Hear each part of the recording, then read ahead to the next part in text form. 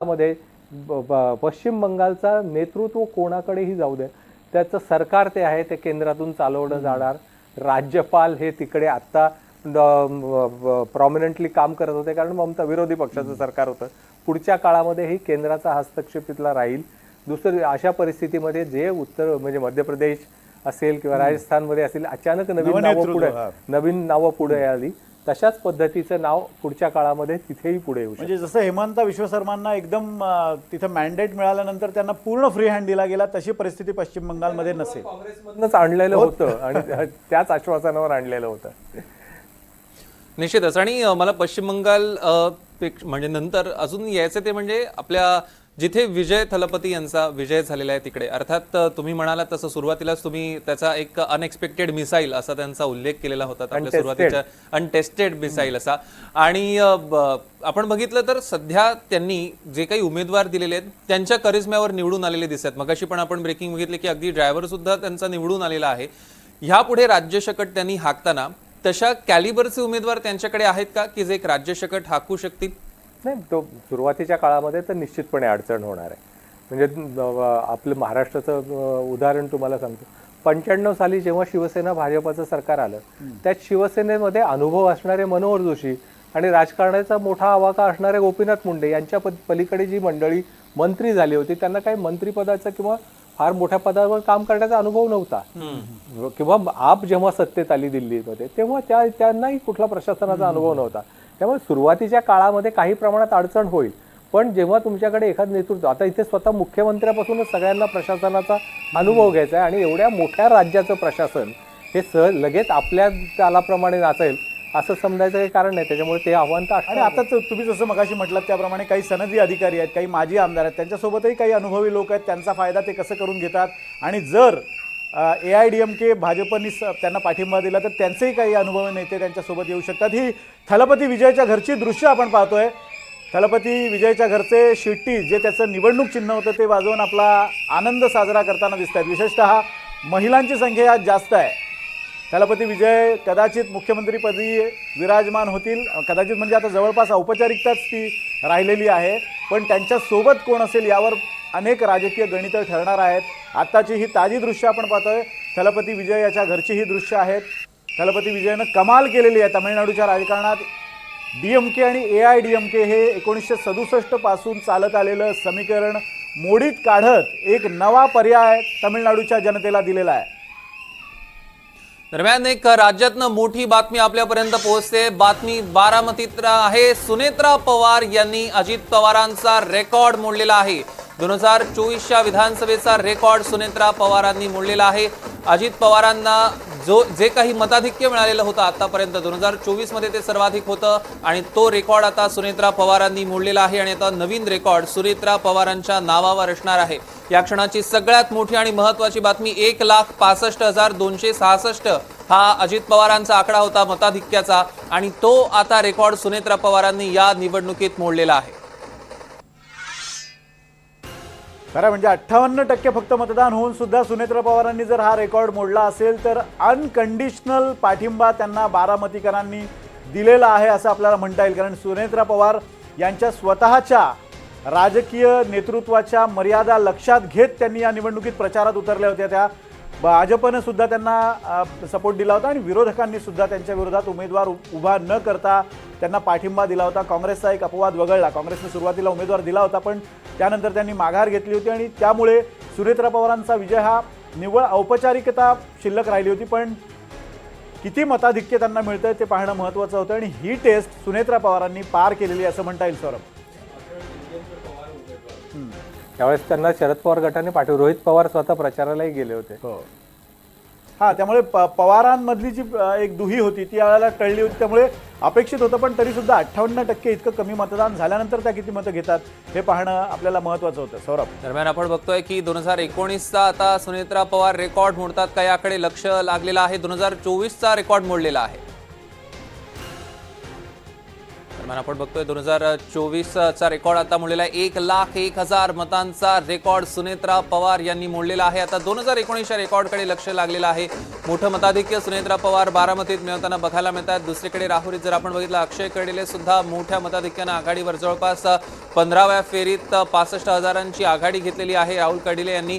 आणि बारामतीत आपण बघतोय नवीन रेकॉर्ड आज होतो का हे बघणं अत्यंत महत्त्वाचं ठरणार आहे, कारण अजितदादांचा 2024चा रेकॉर्ड मोडलेला आहे. आता 2019चा रेकॉर्ड मोडला जातो का याकडे सगळ्यांचं लक्ष लागलेलं आहे. सुनेत्रा पवारांसोबतच अक्षय कर्डिलेंनी सुद्धा राहुरीमध्ये विजयाच्या दिशेनं वाटचाल सुरू केलेली आहे आणि विरोधकांना चारी मुंड्या चित करत अक्षय कर्डिलेंनी सुद्धा आपल्या पहिल्याच राजकीय परीक्षेमध्ये अपेक्षित यश मिळवताना ते दिसत आहेत. तर अक्षय कर्डिले हे शिवाजी कर्डिले यांचे सुपुत्र आहेत आणि त्यांच्या मृत्यूनंतर त्यांना उमेदवारी देण्यात आली होती आणि त्या तुलनेत अक्षय कर्डिले नवखे उमेदवार होते, पण भाजपचे उमेदवार होते आणि त्यांच्या मित्रपक्षांनी सुद्धा त्यांना पाठिंबा दिला होता. जरी शरद पवारांनी आपला उमेदवार दिला असला तरी सुद्धा ऐन वेळची त्यांची ती मूव्ह थोडीशी चुकीची ठरताना दिसते. आपण ही दिल्लीतली दृश्य पाहतोय. भाजपचे कार्यकर्ते आता जल्लोष करताना दिसत आहेत.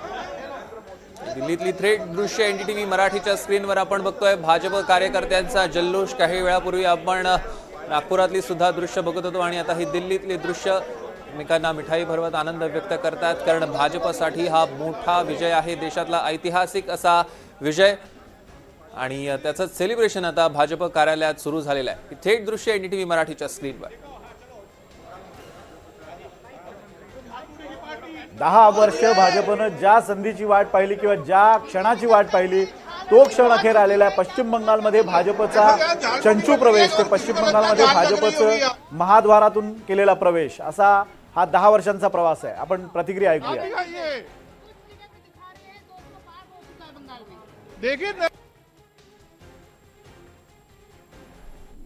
पश्चिम बंगालमधली आकडेवारी पहा. 294 जागांपैकी 293 जागांचे कल हाती आलेले आहेत आणि त्यामध्ये भाजप 190 जागांवर पुढे आहे. TMC 100 जागा, पुन्हा एकदा 100कडे त्यांनी वाटचाल सुरू केलेली आहे. TMC आता 100च्या खाली घसरली होती, पण आता पुन्हा त्यांनी 100 जागांवर आघाडी घेतल्याचं दिसतंय. भाजप 190 जागा, जे 197 पर्यंत पोहोचल्या होत्या, त्या थोड्याशा कमी होताना दिसत आहेत. भाजप 200 जागांचा आकडा पार करेल असं वाटत असताना भाजपची थोडीशी पिछेहाट झालेली आहे. त्यामुळे भाजप मॅजिक फिगर तर त्यांनी गाठलेली आहेच, पण 200चा आकडा तो गाठणार का भाजप, हे पाहणं महत्त्वाचं होतं. कारण गेल्या वेळेला 214 जागा ममता बॅनर्जींनी जिंकल्या होत्या आणि भाजपला 77 जागांवर यश मिळालं होतं. त्या 77 जागांपासून 190 जागांपर्यंतचा प्रवास, जवळपास 113 जागा भाजपनं या 5 वर्षात वाढवलेल्या आहेत आणि त्याचं फळ त्यांना मिळालेलं आहे. जी मेहनत भाजपनं गेल्या 5 वर्षात पश्चिम बंगालमध्ये केली आणि विशेषतः सगळ्या आघाड्यांवर त्यांनी प्रयत्न केले होते. म्हणजे नुसत्या प्रचारावर अवलंबून न राहता नरेटिव्ह सेट करणं, तिथल्या समाज जीवनाशी एकरूप होण्याचा प्रयत्न करणं, आपला पक्ष वाढवणं आणि त्याचबरोबर ममता बॅनर्जी यांच्यावर व्यक्तिगत टीका टाळत त्यांनी हे यश संपादित केलेलं आहे.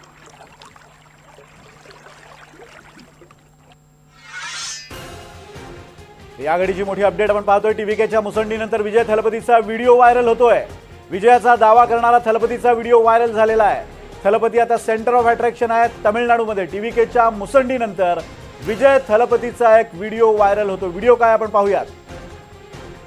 There are so many jackals and other animals in the forest, but there will be only one lion, and even if it is single, it will be the king of jungle.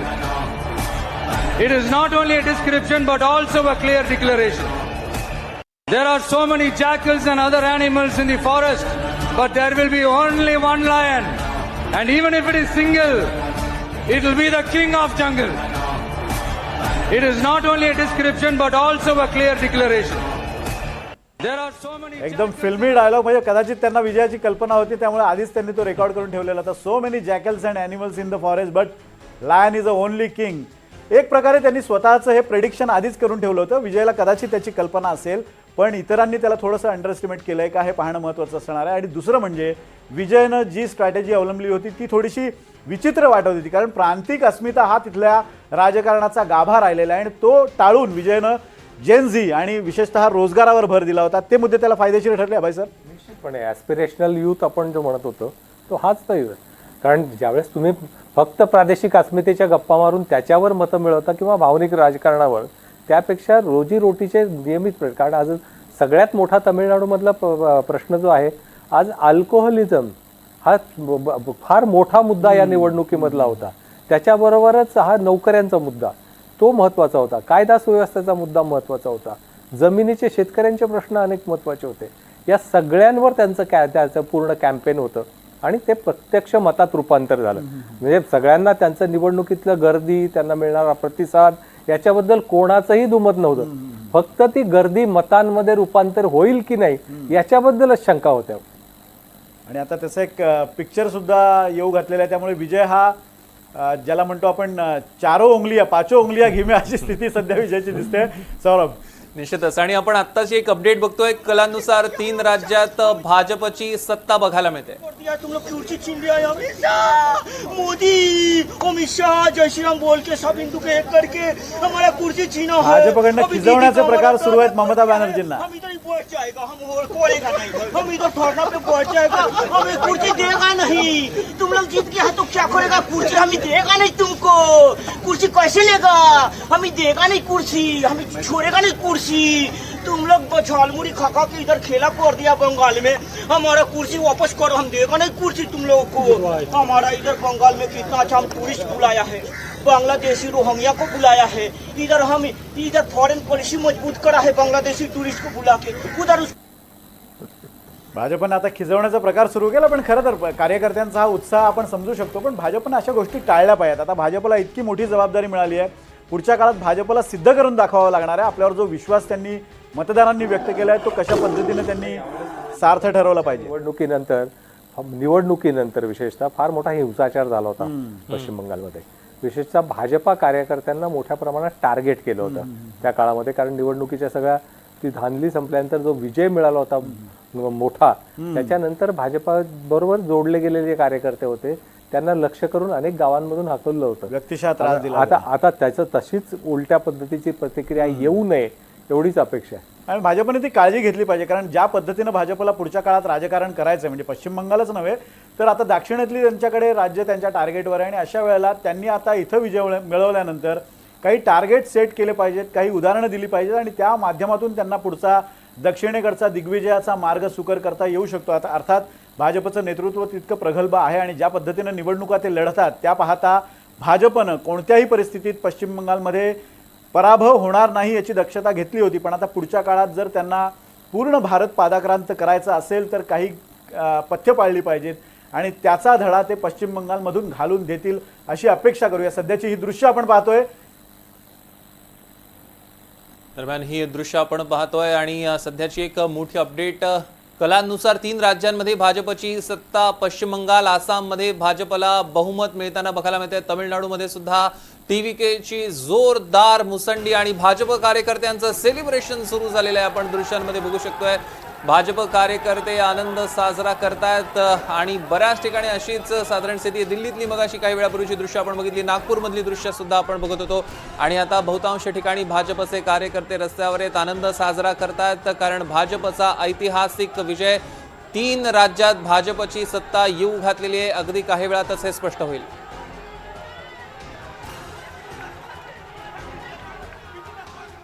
आणि राज्य